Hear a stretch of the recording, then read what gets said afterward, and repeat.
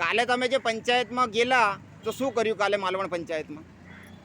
માલવણ પંચાયતમાં અમે કાલે ગયા હતા. 3 મહિનાથી સાહેબ પાણી નથી આવતું અને અમે પંચાયતમાં ગયા તો કંટાળીને ગયા અને માટલા ફોડવાનો કાર્યક્રમ કર્યો. બીજું કાંઈ કર્યું નથી અમે માર્યા નથી કે કઈ તોડફોડ કરી નથી. કંટાળીને અમે ગયા હતા. અમારે પાણીનો ઘણો મોટો પ્રોબ્લેમ છે. પાણીનો જરૂર છે જીવન માટે. પાણી અમે ક્યાંથી લાવીએ? કઈથી લાવીએ? દરરોજ કોણ અમને પાણી આપે? દરરોજ અમે બીજા નળે પાણી લેવા જઈએ, અમને કોણ આપે પાણી? અમને આવું સોંપતું નથી પણ અમારે આ બીજું કાલે તમે માટલા ફોડ્યા પછી શું થયું? બસ અમને એ ફરિયાદ કરી દીધી સામી એ લોકોએ અમને. અમે આજે 10 વાગ્યાના અહીંયા આવીને બેઠા છીએ ભૂખ્યા અને તરસ્યા.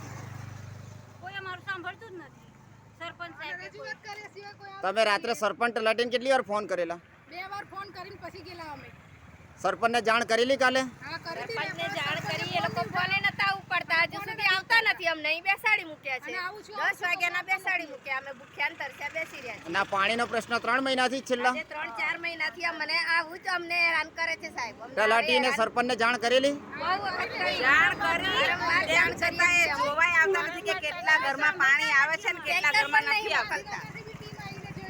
આજે કાલે ફરિયાદ કરીએ, ખોટી કરી કે સાચી કરી, તમારું શું કેવું છે? ખોટી કરી. અમારી પર ફરિયાદ એ લોકો શું કરે? અમારે કરવી જોઈએ.